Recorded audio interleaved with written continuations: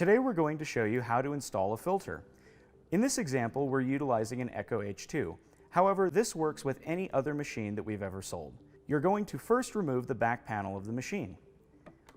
Once you've done so, push the filter down and tilt it towards you. The filter will then come out, and you should replace it with the new filter, using the exact same process. Tilt the filter in, press it down, and it should click into place.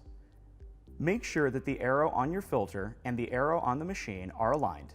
Then replace the back panel. Here we have an Echo 9 Ultra. The Echo 9 Ultra comes with an additional secondary filter. This secondary filter is specifically for the H2 system in the Echo 9 Ultra.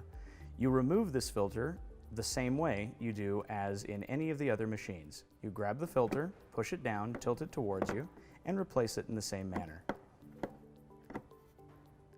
Here you have an Echo 7 machine. The Echo 7 machine's filter is installed in the exact same way. The only difference is that this filter is blue instead of white. Push the filter down and tilt it towards you. The filter will then come out, and you should replace it with the new filter, using the exact same process. Tilt the filter in, press it down, and it should click into place.